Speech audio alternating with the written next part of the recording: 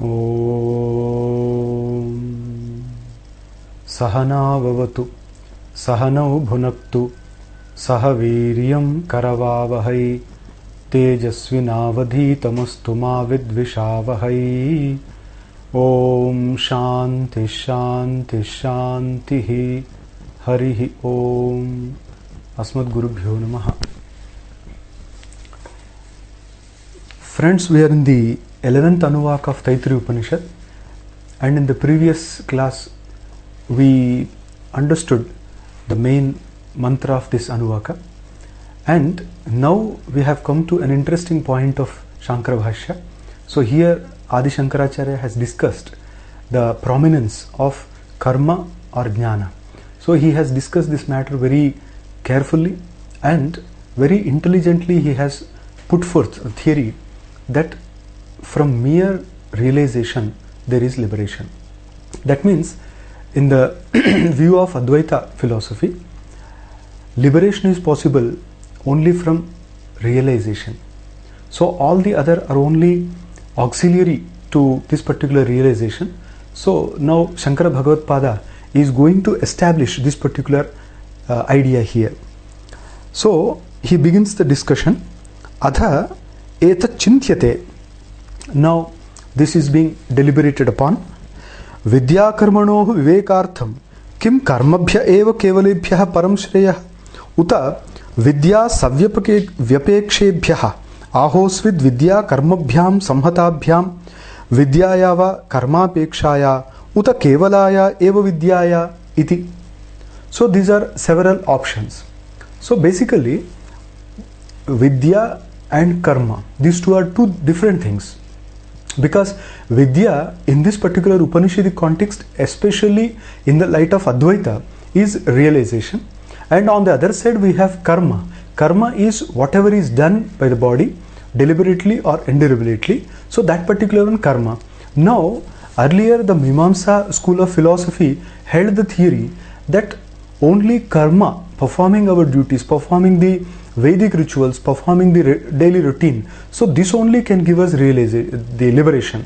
But on the basis of the Upanishadic philosophy, Shankaracharya very strongly advocated the theory that realization of the Brahman, of the cosmic reality alone can lead us to liberation. This is actually a fantastic theory. Now the options are presented here. He says Vidya Karmanoh, between Vidya and Karma. Vidya is realization and karma is mere performance of rituals. Vivekartham kim karmabhya eva kevalebhyah param shreyah. So what is the final theory here? Do we get the paramam shreya, that means the ultimate good benefit, whatever is good for us, the ultimately, that is parama shreya or nishreyasa, and it is moksha, liberation.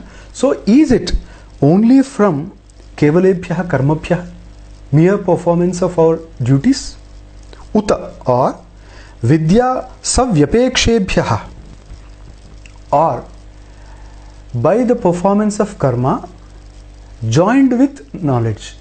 That means not mere performance of karma, but performing karma knowing their meaning, knowing the purpose, knowing the objective. So does this lead to liberation? So two things are there.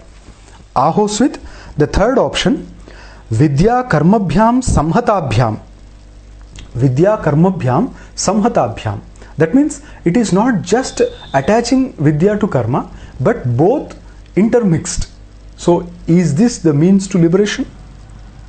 Vidyayava karmapekshayah uta kevalayah eva vidyayah.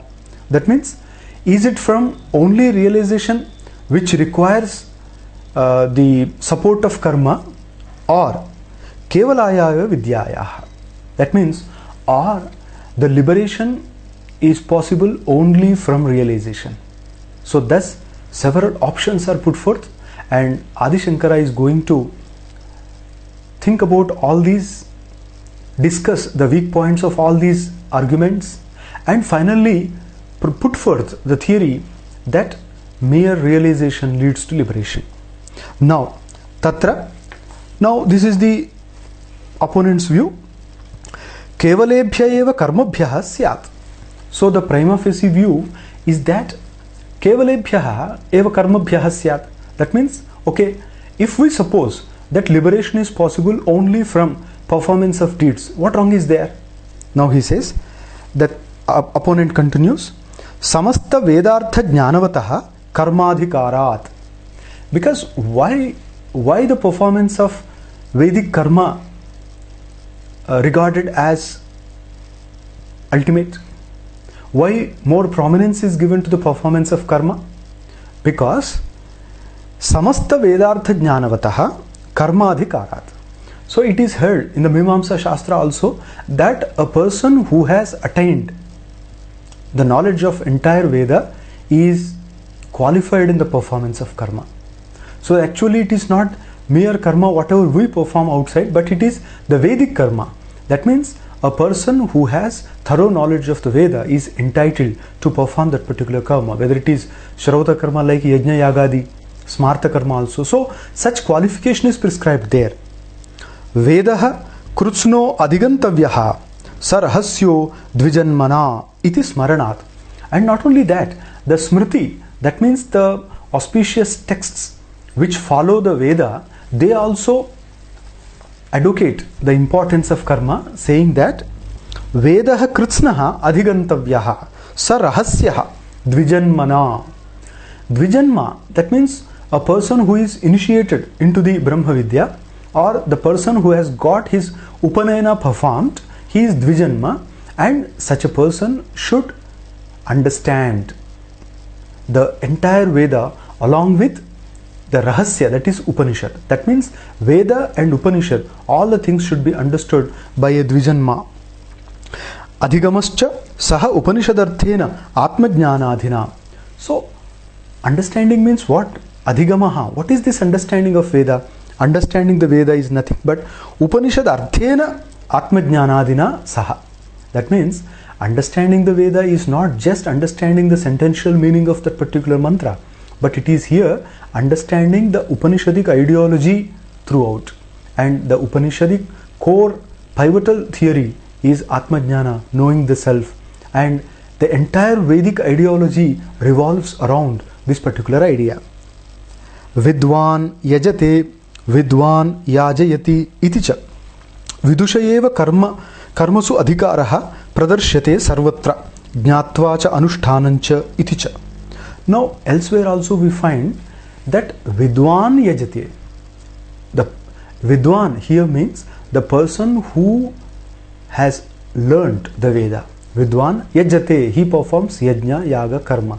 So these two are combined because our Vedic philosophy does not lay total stress on the performance of karma. It says that you first learn all the Veda, Vedanga, Upanishad, all that, and then you perform the karma. Because by performing karma, after knowing the meaning of or essence of that particular karma, gives us the final benefit. That's what the Nirukta of Yaskacharya also says. That means if we do something without knowing the purpose and objective of that particular karma, it will be simply waste.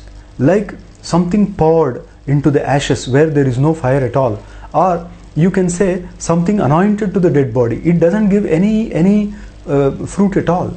Similarly, here if we don't know the meaning of the mantra, still if we perform that, we don't get the benefit. That's what Nirukta Yaskacharya holds. And here these in support of their theory that karma gives that final benefit, here the opponent says Vidwan yajayati. Not only that, a knower of Veda performs karma and makes other perform karma. Iticha vidushayeva karmasu adhikaraha. And in this way, only a person knowing the Veda, Upanishad, etc. is qualified in the performance of karma. Sarvatra pradarshate jnatvacha anushtanam iticha. So this kind of idea is supported everywhere in all the scriptures. Vidwaneva. First he knows, then anushtanam cha. Then only he performs karma. Krishna Kritsnascha Vedaha Karmartha itihi manyante kechit. And the Mimamsaka hold the view that the entire Veda is for the sake of karma. That means the body is given by the nature or Lord, whatever it is. The body is there, and through body we perform different kinds of karma. That's what Bhagavad Gita also says. Na kaschit kshanamapi jatutishtat yakarma krit. That means nobody can sit idly without doing anything. So every moment something will be going on, and the entire world is knit together through this karma only. So karma is inevitable. Then if karma is the essence of the Veda, then the kritsnascha vedaha karmarthaha. That means amnayasya kriyarthatvat anarthakyam atadarthanam. This is the Mimamsa Sutra, which means that the entire Veda lays stress on the performance of karma. Therefore, we have to understand various karma from those mantra. It's not that everywhere the karma is very conspicuously stated, but we have to glean that particular meaning from those Vedic mantra. And of course, if we come across some mantras where any prominent karma is not mentioned, then we should understand that such sentence will be supportive of the other sentences. Thus, we can broadly differentiate all the Vedic sentences, classify them, saying that some sentences of the Veda are direct injunctions. That means they directly give instructions of performance of karma. This is one. And some other are there, they are actually supportive of the injunctions. That means when the Veda says, if you want to get Swarga, you perform karma, you perform sacrifice, then the other sentence will only support the first sentence. These are called Arthavada. So thus we have Vidhi, Arthavada, and we have the Pratishedha also. That means prohibitive sentences are also there, where many things are prohibited. We are not supposed to eat this thing, we are not supposed to eat meat, we are not supposed to consume liquor, etc. These are the prohibitive sentences. Such sentences are also there in the Veda. Apart from these, there are some sentences where something happened in the past, long ago is mentioned. That means there was a king called Daivodasi, etc. These are part of history. So such sentences are also there. This way, we find several sentences in the Veda, but we must understand that the entire Veda stands on only one thing, that is injunction, that is vidhi, that is performance of karma, and all the other sentences should support that. And that way we have to construe the meaning of the Veda. This is what the Mimamsakas opine. Iti kechit karmabhyascha karmabhyaschet param shreyaha navapyate vedaha anarthakah syat. And they also maintain that if no benefit is obtained from the performance of karma, then the entire Veda would be meaningless, because the meaning of Veda is in karma. That's what they opine. Now, Shankaracharya analyzes this particular theory, examines the theory, and finally puts forth his conclusion. He says, now this particular view is moksha or liberation is by the performance of karma, and the entire Veda is centered upon the performance of karma. Now Shankaracharya says, no, this is wrong. Why? Nityatvan mokshasya. Because he says, well, if you say that liberation is obtained through the performance of karma, the problem is that moksha means liberation for which you perform karma, that itself is nitya, that is eternal. It is not something produced. This is the crux of the problem. This is actually pivotal in our entire discussion, that whatever liberation we have been discussing all the time, that liberation is not something created, not something produced. That's what the Advaita philosophy holds. Because you say that liberation is something new, obtained newly by the performance of karma. It is not with you, it is not with the self, it is not something our nature. No. If we say that liberation is achieved, obtained after the performance of karma, then that will lead to a logical problem. It is, liberation is eternal, liberation is not something produced. That is the basic thing. So, mokshasya nityatvat. That's what Shankaracharya points out here. Nityo hi moksha ishyate. He says, well, my brother, you will have to accept liberation as eternal. Because if you don't say liberation is not eternal, then what will happen? Liberation will be having some beginning and end also. That means, like the world, like our life, it will also have some limited period. Then what will happen? Then liberation will be achieved by somebody, but that liberation will be stopped somewhere. Then what will happen? Then that particular soul will have to re-enter the transmigratory life.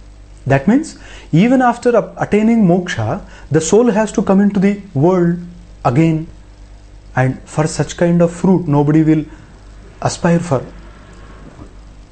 No soul will long for such kind of a limited fruit.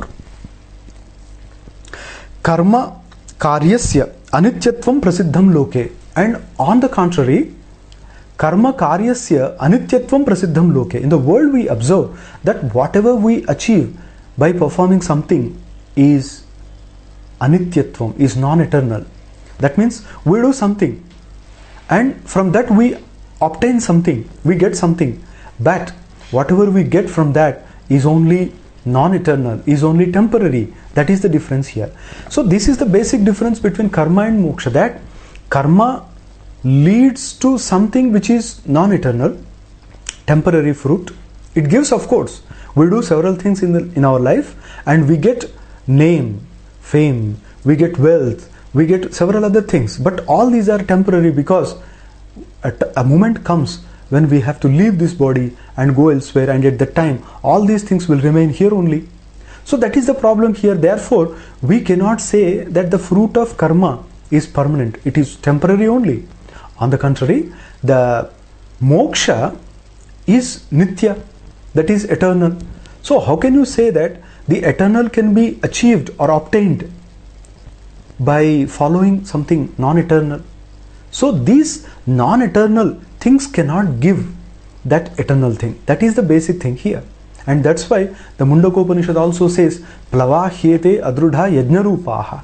So these, whatever karma is there, that plavahyete, that means they are just floating, they are transient, ephemeris, and they need not be followed. That's what the Upanishad also holds.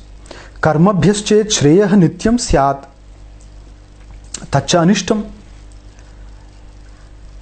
If it is held that whatever is obtained by karma is eternal, then tacha anishtam, that will be undesirable for us. Why?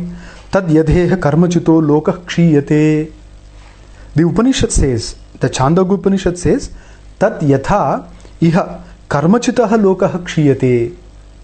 Just as the fruit of karma decays in this world, similarly whatever we attain hereafter also decays. That's why we will have to switch on to jnana, that is vidya. That's what the Upanishad says. Iti nyaya anugrihita shruti virodhat. Now Shankaracharya observes that if we give importance to karma, then there will be a contradiction with the statement of this Upanishad. Kamya pratisiddhayoho anarabhyat आरब्धस्य च कर्मणः उपभोगेन क्षयात् नित्यानुष्ठानाच्च तत् प्रत्यवाय अनुत्पत्तेः ज्ञान निरपेक्ष एव मोक्ष इति चेत्. This is objection. So in this discussion the opponent again argues kamya pratisiddhayoho anarambhat.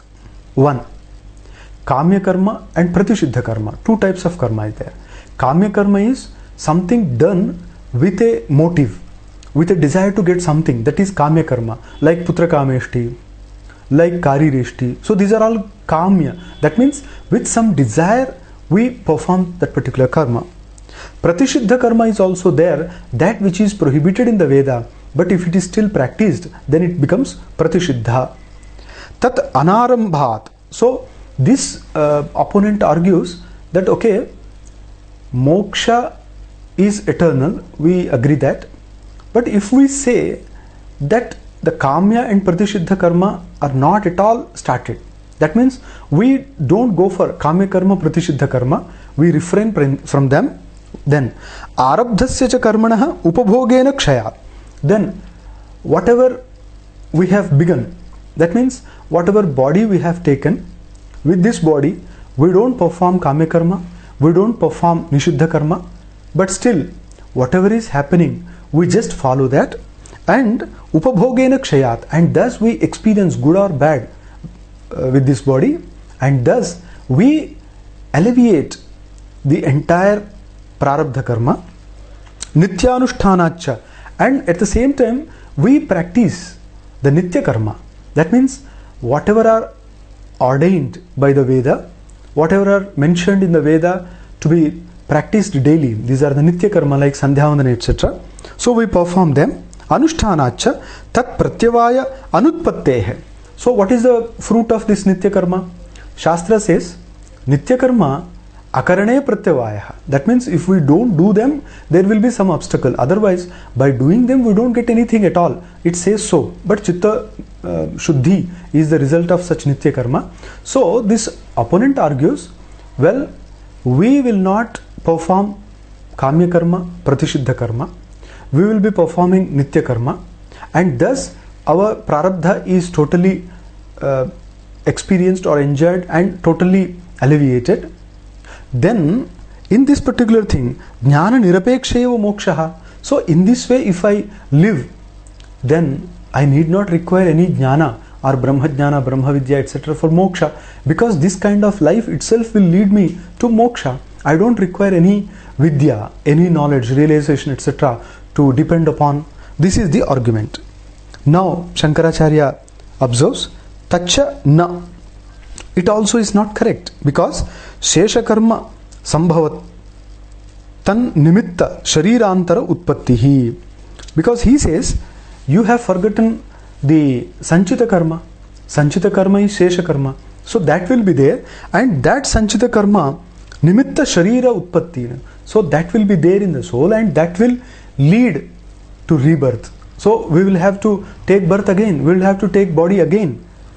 Then utpattihi prapnoti iti pratyuktam.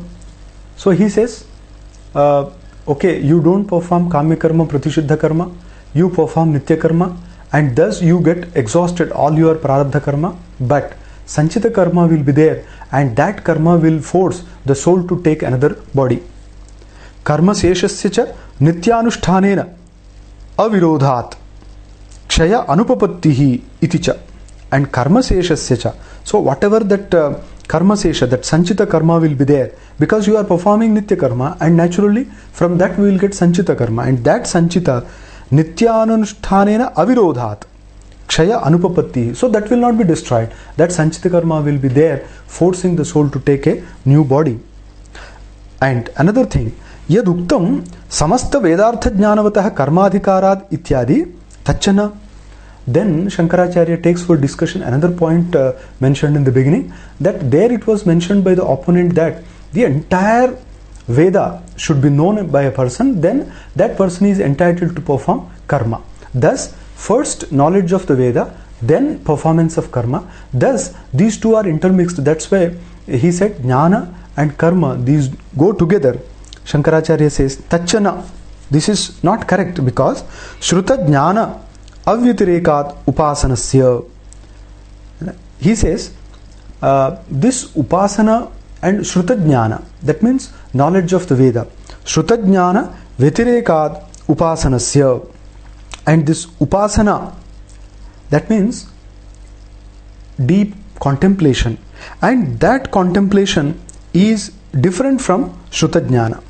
What is the difference? He says shruta jnana matrena hi karmanya adhikriyate no pasanam apekshate. He says the problem is, okay, a person learns the Veda, shruta jnana, he gets the knowledge from his teacher, he hears and memorizes, and he gets by heart, and he repeats that, and shruta jnana continues. There is no doubt in that, and that person is entitled in the performance of karma. Of course, I agree.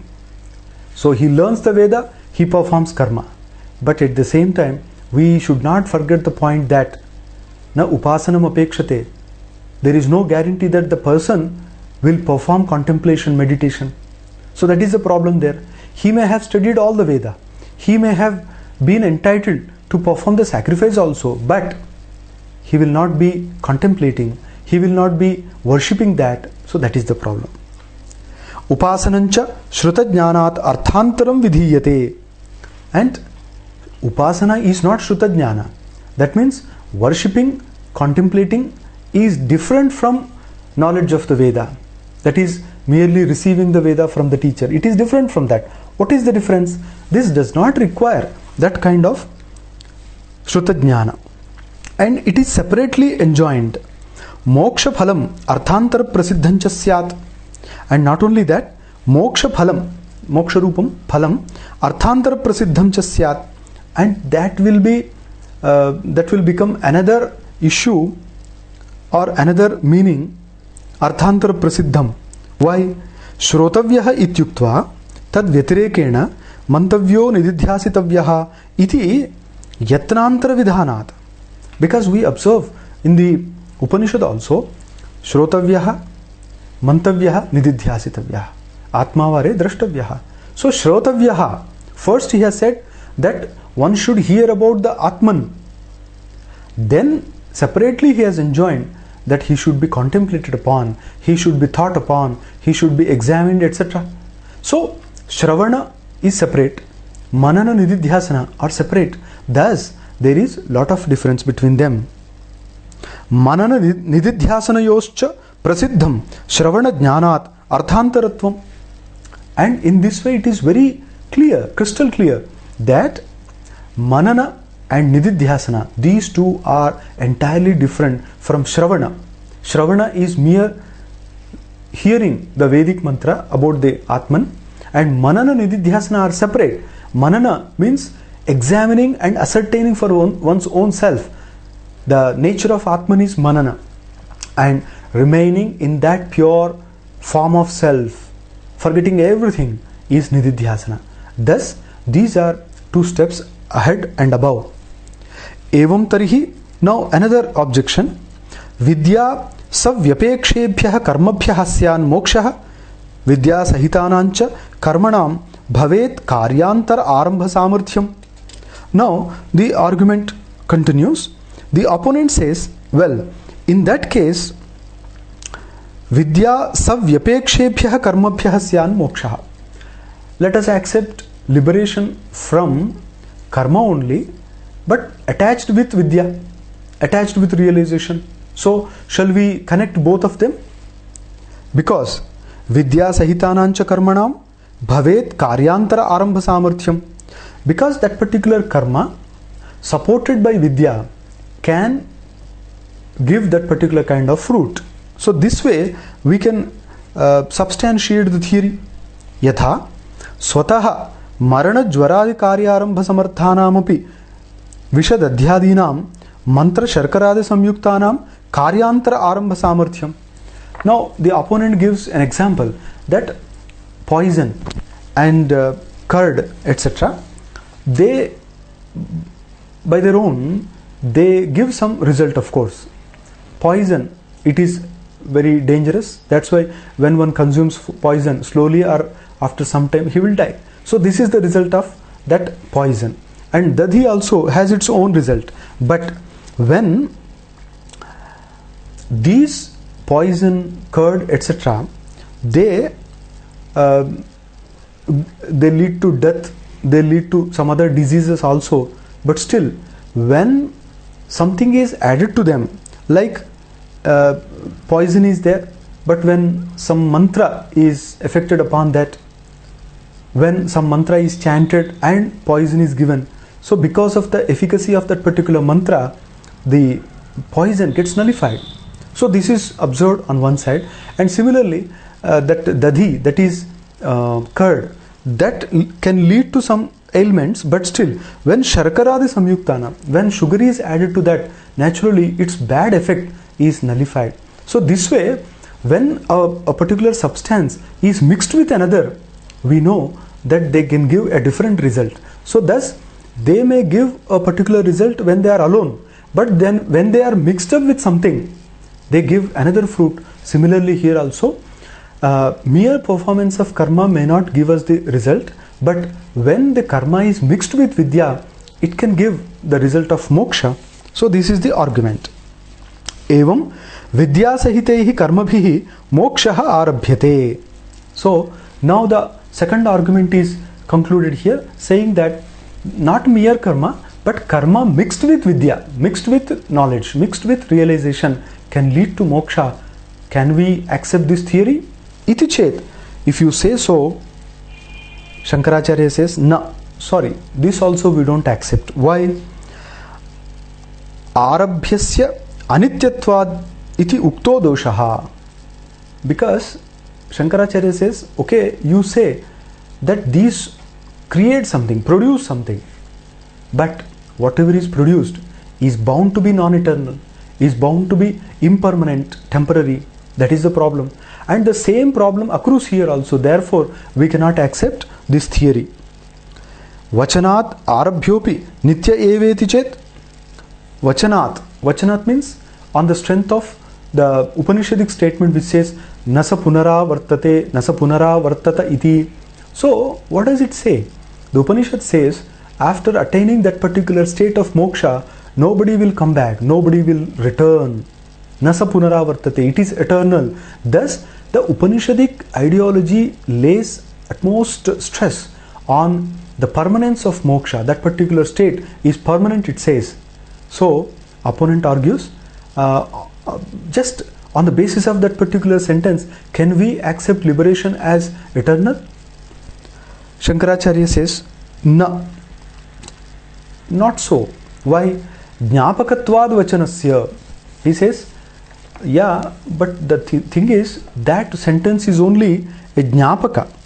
Jnapaka means something indicative, something reminding us of something. It's not direct injunction. Vachanam nama yadha bhutasya arthasya jnapakam na avidyamanasya kartru. You understand one thing, that particular sentence reminds us of something. It does not enjoin something afresh. That is the difference.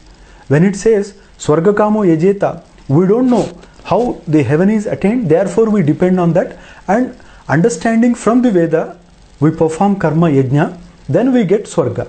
But regarding moksha, it is to be understood thoroughly that it is not something created by the sentence.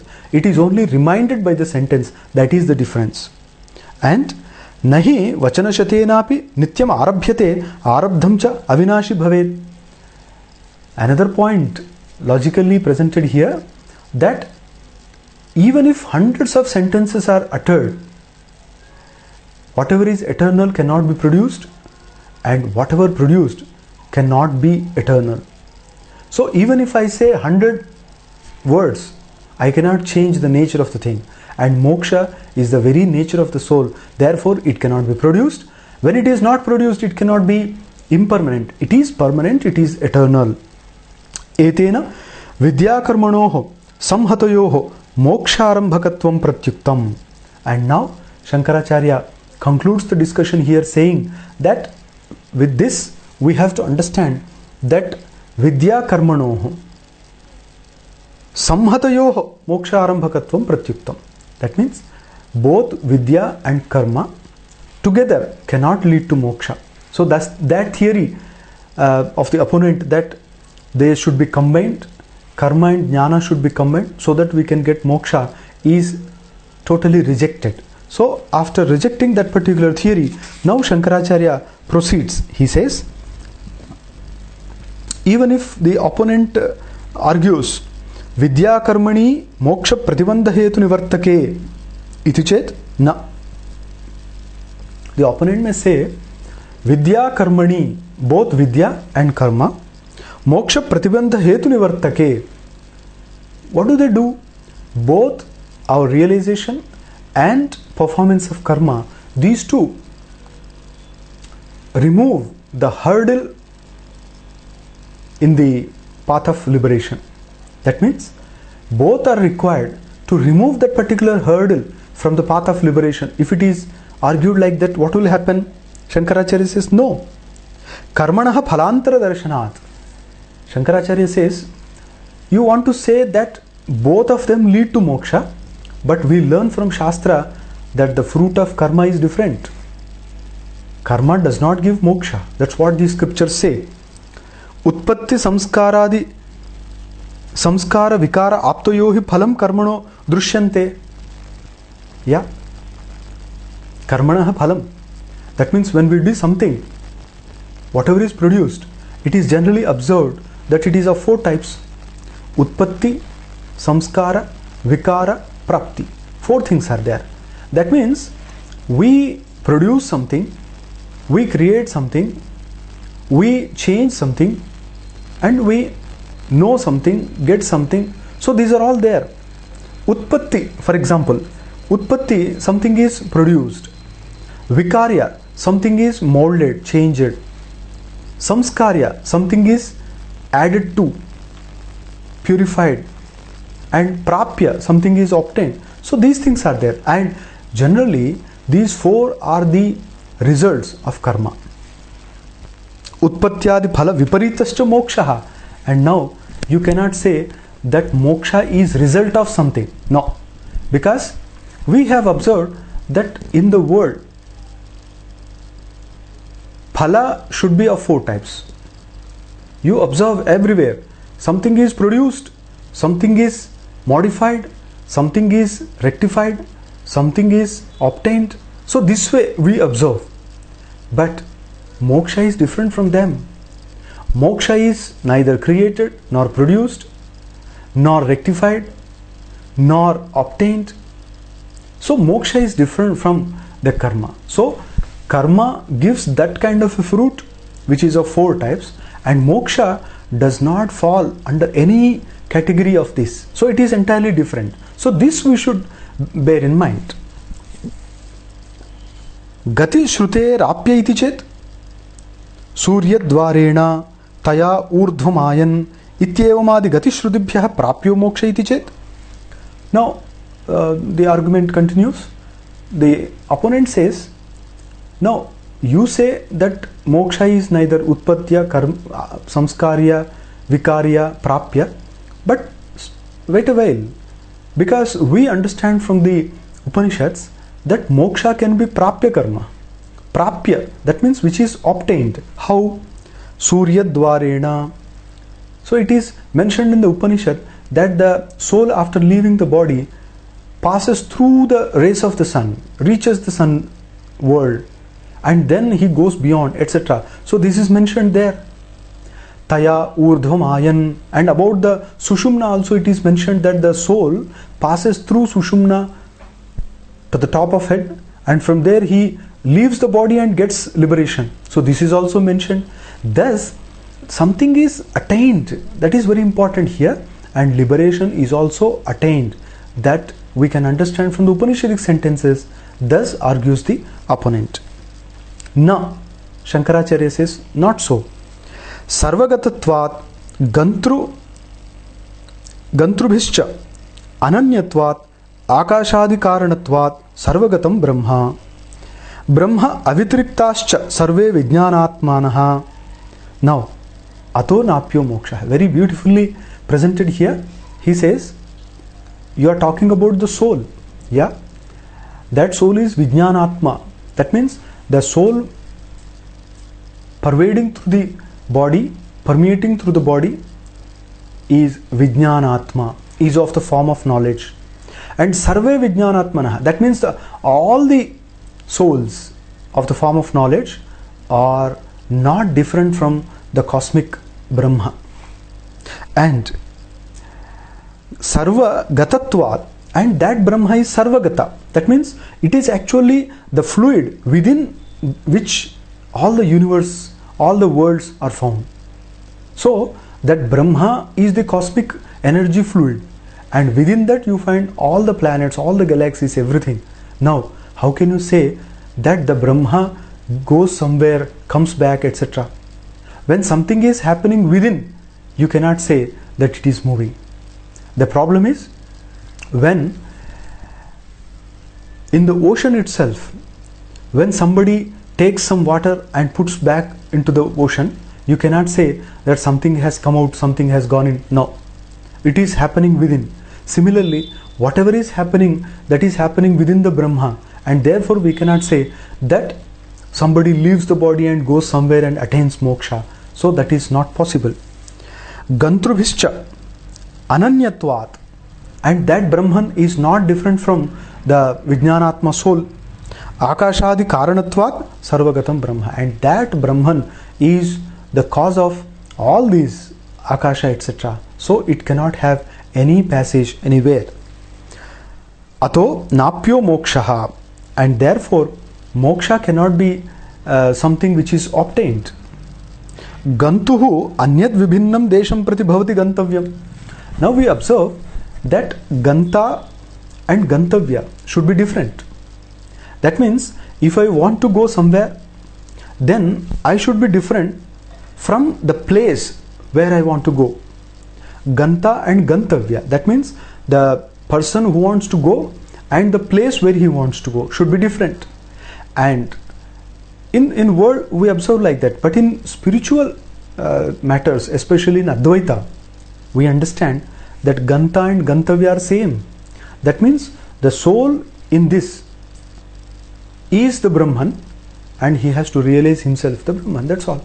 Therefore, there is not something which is to be obtained. There is not something which can be attained. No, nothing like that. In Advaita, it is very clear that the soul has to realize his true nature as the Brahman, the cosmic reality, which is passing through all the bodies, and all the bodies are only that Brahman. That should be realized. Therefore, there is no question of leaving something, going somewhere and getting something. It's not there. Nahi yena eva avyatriktam yat tattena eva gamyate.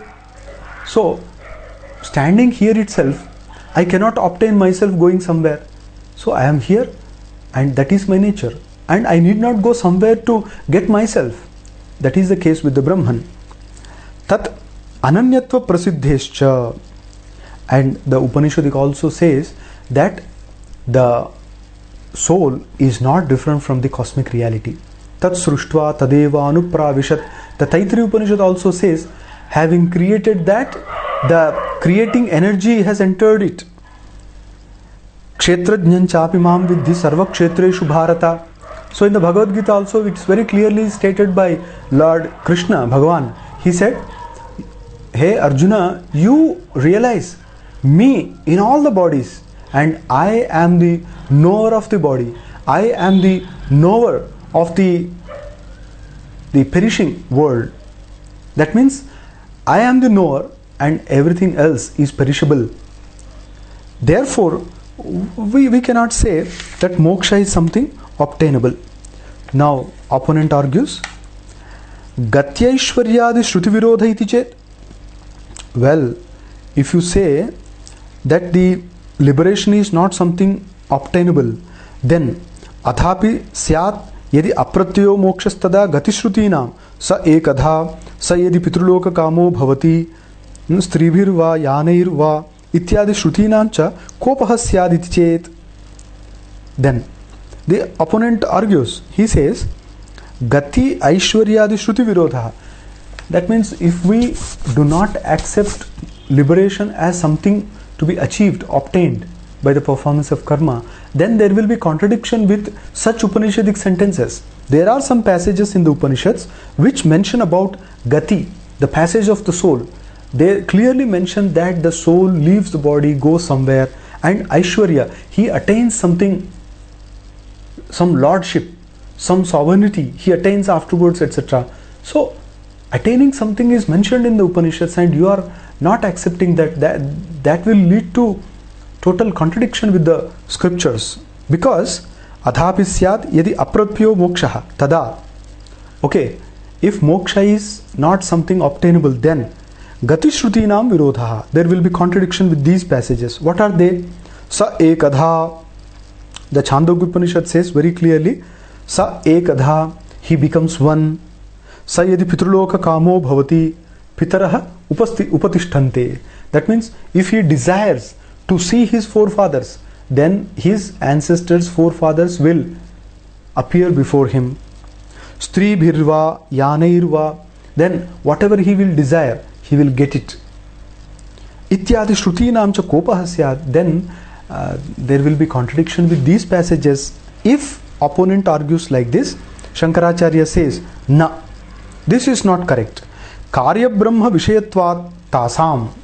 Shankaracharya explains, well, my friend, those passages are there, but mind you, they are talking about Karya Brahma, not Karana Brahma.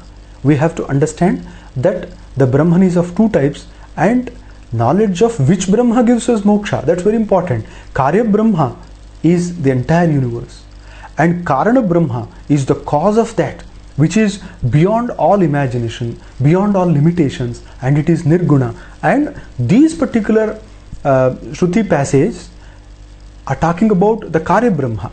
That means the Ishvara, and beyond that Ishvara there is the Parabrahma that we have to understand. Karyehi Brahmani Striyadaya Syuhu na Karane. The Stri, Purusha, Yana, so all these differences will be in the Karya Brahma, which is of the form of the world, not in the Karana Brahma, which is the soul, pure consciousness, energy. So the energy passing through the Karya Brahma is one, Ekameva Dvitiyam. It is single, it is absolute, it is secondless. That is the nature of that Brahma. But when it is manifesting itself within that particular Karya Brahma, there are so many differences like Stri, Anna, Pana, Yana, etc. But these differences will not accrue to the original, the absolute Brahman. Yatra nanyat pashyati nanyat vijanati. So the Chandogya Upanishad also says, Yatra nanyat pashyati, in that particular Karana Brahma, there is no second thing to be seen. There is no second thing to be experienced. There is only one absolute one. When there is one absolute thing, what one can see with what? Now I see with my eyes the dual world outside. But when I am in deep meditation, what can I see with what? There are no eyes. There is not something different from me. So that pure energy being there, what can I see? What can I think upon? What can I contemplate? So this is the idea here. Tat kena kam pashyet. Kenopanishad also very clearly says that, mind you, the Brahman is not something you have been practicing. No, that whatever you know is not the Brahman, but that is the Brahman which cannot be seen by eyes, but which makes the eyes see, which cannot be heard with our ears, but which makes our ears to hear, which cannot be tasted, which cannot be smelled, but which is behind the function of all these. Tan manasana manute yenahur manomatam tadeva brahmatvam vidhi. Kenopanishad says very particularly that you cannot think about it, you cannot imagine that, but mind you, because of that particular energy you are able to think. Therefore, na vidmaha na vijanimaha yadhaitad anushishyat. The Vedic seers also clearly admit that we are unable to tell you how to know that, how to make others know, because it is beyond all that. Na tatra chakshur gacchati, na vak gacchati, no manaha, na vidmo na vijanimo. So that is the true Brahman, absolute Brahman, and everything else is only a manifestation, appearance. Ityadi shrutibhyaha. So all these scriptures very emphatically state that the Brahman is the single thing, there is no other thing to be achieved and nobody to achieve, and everything, all the ideas that somebody is achieving something, something is achieved, is only in the dual world, which is not real. Therefore one has to uplift oneself to that, elevate oneself, and one has to go to that particular absolute Brahman, so that the true liberation can be achieved. And here Shankaracharya has discussed a few points about the efficacy of Vidya and Karma, and of course his view is very clear that Karma can enable us to get knowledge. But karma cannot be mixed with knowledge. That's what he has been emphatically stating. Okay, we perform karma. That is the initial stage. According to our adhikara, we can rise ourselves. But in initial stages, we have to perform karma because it makes our mind pure. And when our internal organ or our mind is pure, that will be able to receive the knowledge of self. And once the self-knowledge has taken place, that will lead to moksha. Thus, for final moksha, knowledge is required, but that knowledge is obtained by the performance of karma. Thus, everything is interlinked, and therefore we cannot always mix up these two, knowledge and karma. They are separate, their nature is separate, their fruit is also different. Therefore, one should understand that ultimately realization alone leads one to moksha. This is the idea here, and we'll see the rest of the argument in our next class. Om Sahana Bhavatu Sahano Bhunaktu Saha Viryam Karavavahai Tejasvinavadhitamastu Ma Vidvishavahai. Om Shanti Shanti Shanti Harihi Om.